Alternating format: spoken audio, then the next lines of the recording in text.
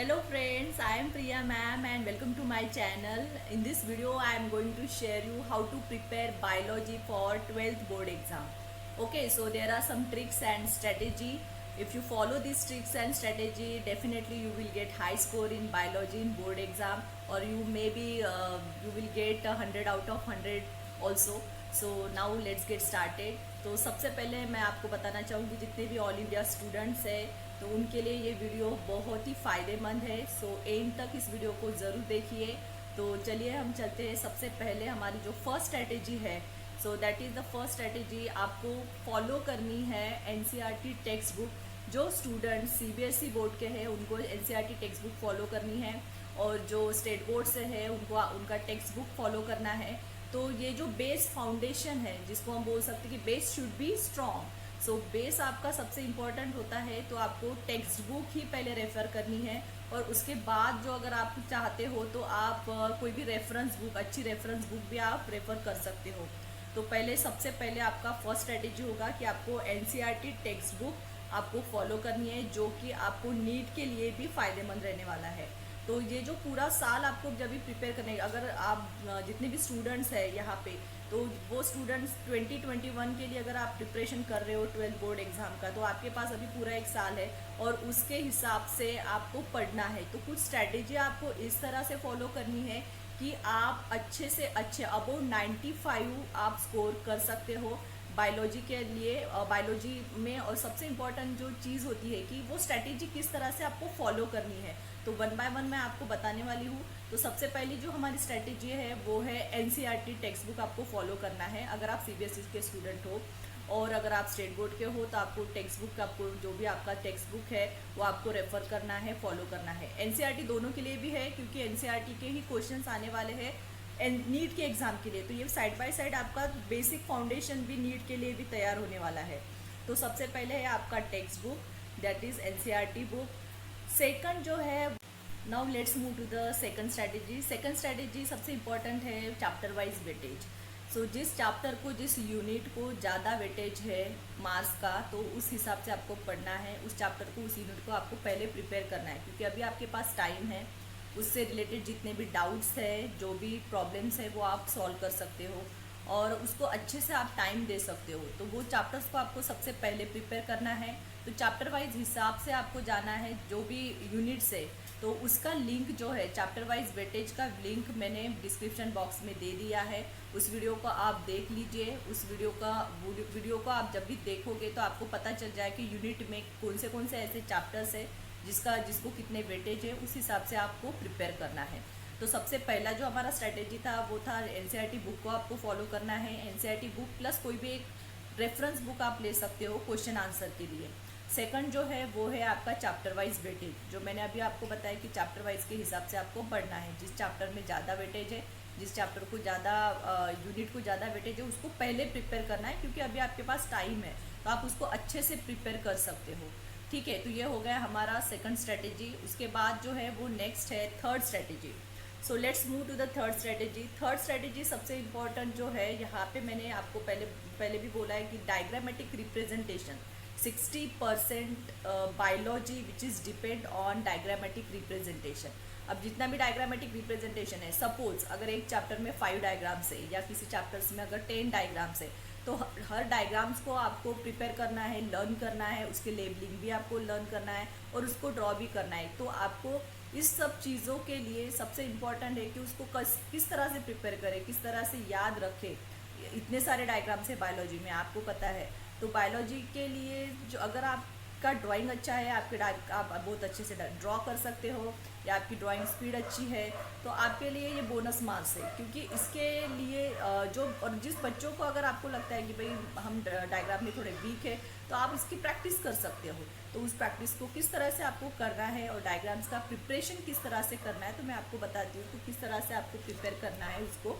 तो यहाँ पे ये जो डायग्राम्स की शीट है, जैसे एक डायग्राम के लिए मैंने डायग्राम बुक बनाई है, तो इसमें आप जितने भी डायग्राम्स है, जैसे ड्राइंग कॉपी होती है, तो उस ड्राइंग कॉपी में आप डायग्राम्स बना सकते हो। तो इस तरह से ये डायग्राम्स आपको यहाँ पे दिखाई देगा। ठीक है, यहाँ पे मैंने जिस तरह से बनाया है, ठीक है, तो ये जो डायग्राम्स है इसमें आपको डायग्राम्स बनाने हैं, और इसमें सबसे इम्पॉर्टेंट जो है कि जितने भी आप डायग्राम्स यहाँ पे बनाओगे, फॉर एग्जांपल यहाँ पे मैंने ये डायग्राम्स बनाई है, ठीक है, देख लीजिए।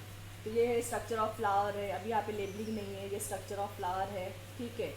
ये टीएस ऑफ एंथर है, ये स्ट्रक्चर ऑफ एंथर है। तो इसमें आपको दिखाई देगा कि किस तरह से आपको एक ड्राइंग बुक में आपको डायग्राम्स, सभी डायग्राम्स आपको ड्रॉ करना है, चैप्टर वाइज डायग्राम्स आपको ड्रॉ करना है। उससे क्या होगा, उससे ये एक बात सबसे इम्पोर्टेंट हो जाएगी कि हर चैप्टर के जो भी इम्पोर्टेंट डायग्राम्स, सभी डायग्राम्स ड्रॉ करना है, नो डाउट। तो वो चैप्टर वाइज डायग्राम्स आपको इस डायग्राम ड्राइंग बुक में आपको ड्रॉ करना है। उससे क्या होगा कि हर एक चैप्टर्स के डायग्राम्स आपके पूरे कंप्लीट हो जाएंगे इस ड्राइंग बुक में। एक तो आपका प्रिपरेशन होगा, भले आप कलरफुल डायग्राम बनाइए या फिर आप सिर्फ पेंसिल से ड्रॉ कीजिए, वो आपकी मर्जी, ठीक है। तो आप जो भी डायग्राम्स बनाते हो वो आपका प्रिपरेशन हो जाएगा, उस ड्राइंग बुक में आप डायग्राम्स बना रहे हो। वन बाय वन जैसे बनाते जाओगे आपका स्पीड भी बढ़ेगा, ठीक है, क्लियरिटी भी बढ़ेगी। और दूसरी इंपॉर्टेंट चीज़ है कि आपके लेबलिंग, जब आप लेबल करते हो तो वो लेबलिंग भी आपके लर्न होते जाएंगे। तो पूरे डायग्राम्स आपके एक ही ड्राइंग बुक में है, यानी पूरे सिलेबस के, बायोलॉजी के पूरे सिलेबस के जो जितनी भी डायग्राम्स है, वो समझ लो 50 अगर डायग्राम्स है सपोज, तो वो भी डायग्राम्स पूरे आपके एक ड्राइंग बुक में है। अब इससे क्या होगा, इससे आसानी होगी डायग्राम्स को ढूंढने में, प्रैक्टिस करने में। और जितनी ज़्यादा आप 50 डायग्राम्स की प्रैक्टिस करोगे, आपके पास अभी टाइम है, आराम से आप कर सकते हो। डेली 5 डायग्राम्स भी अगर आप ड्रॉ करके देखते हो तो वो लेबलिंग के साथ आपके लर्न हो जाएंगी और उसकी प्रैक्टिस भी हो जाएगी। तो इस तरह से आपको डायग्राम्स का प्रिपरेशन करना है यहाँ पे। Now let's move to the fourth strategy. Okay, so अभी तो सबसे इम्पॉर्टेंट ये है कि किसी भी चैप्टर को किस तरह से पढ़ना है, ठीक है। तो अगर समझ लो आपने एक चैप्टर लिया है sexual reproduction in flowering plants, ठीक है, या रिप्रोडक्शन इन प्लांट्स, ये एक चैप्टर है, ठीक है। रिप्रोडक्शन यूनिट में रिप्रोडक्शन इन प्लांट, ये एक चैप्टर है। इसको हमें पढ़ना है क्योंकि इसमें बहुत सारे डायग्राम्स है। मैंने आपको पहले ही बोला है कि थर्ड स्ट्रेटेजी में आपको बताया है कि किस तरह से डायग्राम्स का आपको प्रिपरेशन करना है, किस तरह से डेली आपको कम से कम 5 डायग्राम्स तो भी ड्रॉ करके देखना है, और हर चैप्टर्स का उस डायग्राम के मीन्स ड्राइंग बुक में उसको आपको ड्रॉ करके रखना है और उसकी प्रैक्टिस करते रहना है।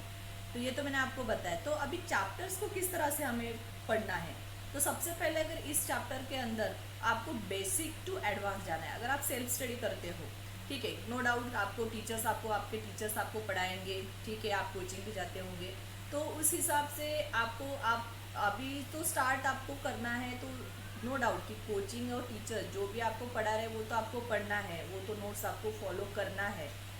लेकिन जब हम सेल्फ स्टडी की बात करते हैं तो सेल्फ स्टडी के अंदर आपको किस तरह से आपको आपकी स्ट्रेटेजी रखनी है, तो ये स्ट्रेटेजी आप फॉलो कर सकते हो।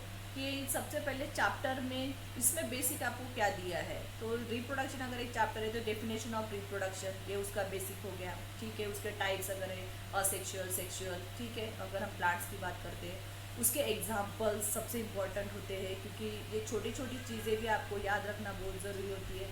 और जब हम डायग्राम्स की थ्रू जाते हैं कि जैसे अगर आप रिप्रोडक्शन इन प्लांट्स के अंदर इस चैप्टर को जब आप पढ़ते हो तो उसके अंदर एक पैराग्राफ अगर आपने पढ़ लिया है तो उस पैराग्राफ के अंदर जो भी आपकी डिफ़िकल्टीज है, ये एक शॉर्ट नोट्स आपको उसको निकालना है। एक आपको अलग से एक कॉपी लेना है या नोटबुक लेना है, उस नोटबुक के अंदर उस पैराग्राफ में जो भी आपको प्रॉब्लम्स है, जो भी डिफ़िकल्टीज आई है या जो वर्ड्स आपको नहीं समझ में आया, तो वो उसको आप वहाँ पे लिख लो और उसके आंसर वहाँ पे लिख लो, ताकि वो एक शॉर्ट नोट्स आपके बने कि भाई उस पैराग्राफ में जो भी डिफ़िकल्टीज़ है इस नोटबुक के अंदर इस पेज में मैंने यहाँ पे लिखा है, ठीक है। तो ये आपको समझने में, आगे जब आप पढ़ोगे उसको फिर से रिवाइज करोगे तो वो आपको जल्दी समझ में आएगा। और आपको सबसे ज़्यादा समझ के ही पढ़ना है, रट्टा नहीं मारना है, रट्टाफिकेशन नहीं करना है। किसी भी सब्जेक्ट को आपको रटना नहीं है, समझ के पढ़ना है कि इसमें क्या दिया है। ये साइंस है, ये हम साइंस पढ़ रहे हैं और साइंस पूरे साइंटिफिकली प्रूफ होते हैं, है ना। तो साइंस में जैसे मतलब एक्सपेरिमेंटल बेसिस पे साइंस होता है। एक्सपेरिमेंट जितने भी किए हुए हैं अभी तक के, वो एक्सपेरिमेंट के कंक्लूजन जो भी निकले हैं, जो भी, तो उसके बेसिस पे वो साइंस है। तो साइंस में हम जैसे बोल सकते हैं कि ये है तो है ना। तो मीन्स इस जो फैक्ट है, तो साइंटिफिकली जो रीज़न होते हैं वो आपको हमको रटना नहीं है, उसको समझना है कि ये किस तरह से आए हुए। ठीक है, कोई भी अगर चैप्टर है उसको हमको अच्छे से प्रिपेयर करना है, तो इस चैप्टर में क्या दिया हुआ है, उसका बेसिक क्या है, क्या बेसिक कॉन्सेप्ट है, उस चैप्टर के बेसिक कॉन्सेप्ट आपको पहले पढ़ना है। जैसे अगर ये चैप्टर मैंने बोला है कि रिप्रोडक्शन इन प्लांट्स, तो रिप्रोडक्शन इन प्लांट्स में रिप्रोडक्टिव पार्ट ऑफ प्लांट्स क्या है, रिप्रोडक्टिव पार्ट ऑफ प्लांट्स है फ्लावर, स्ट्रक्चर ऑफ फ्लावर आपको पढ़ना पड़ेगा। एंड्रोशियम क्या है, गाइनोशियम क्या है, एंड्रोशियम में क्या आता है, गाइनोशियम में क्या आता है, उसके बाद माइक्रोस्पोरोजिनेसिस क्या है, मेगास्पोरोजिनेसिस क्या है, डिफरेंसेस करके पढ़ो। ठीक है, आपको जिस जिस तरह से आपको लगता है कि मैं इसको इस तरह से याद रख सकता हूँ, तो आप उस तरह से याद रखिए। लेकिन आपको पहले सेल्फ पढ़ना ही पड़ेगा, सेल्फ स्टडी तो पढ़ना पड़ेगा, टीचर्स आपको पढ़ाएंगे नो डाउट, लेकिन घर में तो आपको पढ़ना पड़ेगा। तो आपकी जो स्ट्रेटेजी रहेंगी वो किस तरह से रहेंगी, आपको किस तरह से इस चैप्टर को पढ़ना है, हर पैराग्राफ में जो भी डिफ़िकल्टीज़ है उसको लिखना है, उसको आंसर उसको सॉल्व आउट करना है, सॉल्व करना है। और उसके बाद जैसे मैंने आपको बोला है कि डिफरेंसेस करके पढ़ो। ठीक है, अगर दो प्रोसेस है तो उसमें क्या है, माइक्रोस्पोरोजिनेसिस है क्या है, मेगास्पोरोजिनेसिस है क्या है, फिर माइक्रोस्पोरोजिनेसिस के बाद जो भी प्रोसेस आता है, मैं इस चैप्टर के एक एग्जाम्पल के तौर पे आपको बता रही कि इस चैप्टर को आप किस तरह से पढ़ सकते हो। ठीक है, इसके डायग्राम्स आप फॉलो करो, डायग्राम में क्या दिया, डायग्राम्स के थ्रू तो आप और अच्छे से समझ सकते हो। ठीक है, जैसे डेवलपमेंट ऑफ मेल गैमेटोफाइट है, फिर डेवलपमेंट ऑफ फीमेल गैमेटोफाइट है, और उसके बाद उसका फर्टिलाइजेशन किस तरह से होता है, फिर उसका डबल फर्टिलाइजेशन क्या है, उसका डायग्राम क्या है, और देन आफ्टर दैट द जो रिजल्ट है उसका। ठीक है, जो सीड फॉर्मेशन, एंडोस्पर्म फॉर्मेशन, तो इस तरह से आपको जाना है। तो हर चीज़ आपको स्टेप बाय स्टेप आपको पढ़ना है, समझना है। Now let's move to the fifth and final strategy, जो सबसे यहाँ पे आपको काम करना है कि 5 to 7 years के जो क्वेश्चन पेपर है बोर्ड एग्जाम के, वो क्वेश्चन पेपर आपको सॉल्व करने हैं। तो ये आप तभी कर सकते हो जब आपका पूरा सिलेबस प्रिपेयर हो जाएगा, तो ये आपको बाद में करना है। तो सबसे पहले मैं एक बार फिर से रिपीट करती हूँ हमारे जो स्ट्रैटेजीज है कि आपको एनसीईआरटी टेक्स्ट बुक फॉलो करना है। सीबीएसई वाले बच्चों को, अगर स्टेट बोर्ड है तो स्टेट बोर्ड का जो भी टेक्स्ट बुक है वो फॉलो करना है, और उसके अलावा आपको रेफरेंस बुक फॉलो करनी है। ठीक है, क्वेश्चन आंसर के लिए जैसे कि लॉन्ग आंसर क्वेश्चन किस तरह से दिए, शॉर्ट आंसर क्वेश्चन, एक पैटर्न देखने के लिए किस तरह से सॉल्व किए हैं, तो एक रेफरेंस बुक आप आपके चॉइस से, आपके हिसाब से आप वो भी फॉलो कर सकते हो, रेफ़र कर सकते हो। ये एक हो गया एनसीईआरटी टेक्स्ट बुक। दूसरी इंपॉर्टेंट चीज़ है कि आपको चैप्टर वाइज वेटेज के हिसाब से जाना है, जिस जिस चैप्टर्स को, जिस यूनिट को ज़्यादा वेटेज है मार्क्स का, उस वेटेज के हिसाब से आपको प्रिपेयर करना है, क्योंकि अभी आप अच्छे से उसको प्रिपेयर कर सकते हो, टाइम दे सकते हो, डिफ़िकल्टी डाउट सॉल्व कर सकते हो। तो ये हो गया हमारा सेकंड। थर्ड जो है, जो मैंने आपको बताया कि डायग्राम्स को आपको प्रिपेयर करना है, सभी डायग्राम्स, एक भी सिंगल डायग्राम्स भी स्किप नहीं करना है।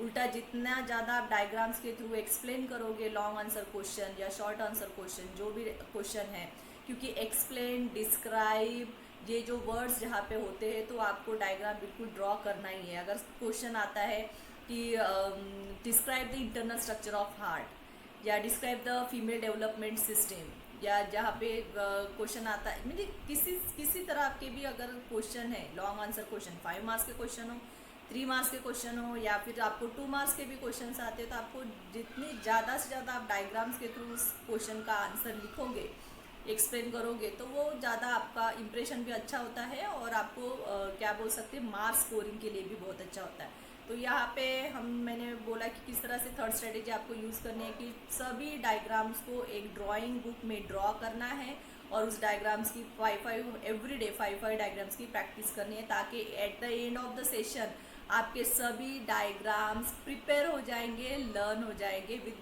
पूरे लेबलिंग के साथ। ठीक है, तो ये हो गया थर्ड स्ट्रेटेजी। फोर्थ मैंने आपको बताया है कि किस तरह से पढ़ना है। अगर आप स्टार्ट करते कोई भी चैप्टर, तो उसको पहले किस तरह से पढ़ना है, एक एक पैराग्राफ आपको जाना है, जहाँ पे डाउट है उसको आपको एक शॉर्ट नोट्स में आपको लिखना है, एक नोटबुक बनाना है उसमें डाउट सेशन का, उसमें आपको चैप्टर वाइज डाउट्स लिखते जाना है। तो वो आपको आगे पढ़ने में हेल्प होगा, सेल्फ स्टडी के लिए हेल्प होगा, और वो चैप्टर आपको और अच्छे से समझ में आएगा। और तीसरा इम्पोर्टेंट, अभी लास्ट जो मैंने आपको बताया है कि 7 to 8 जैसे क्वेश्चन पेपर, कम से कम मिनिमम 5 years के क्वेश्चन पेपर, जो बोर्ड एग्जाम के क्वेश्चन पेपर है, वो तो आपको सॉल्व करना है at the end of the session. जब भी आपका पूरा सिलेबस कंप्लीट हो जाएगा, वो प्रैक्टिस आपको करनी है। 5 to 7 years के जो क्वेश्चन पेपर है बोर्ड एग्जाम के, वो आपको सॉल्व करने हैं।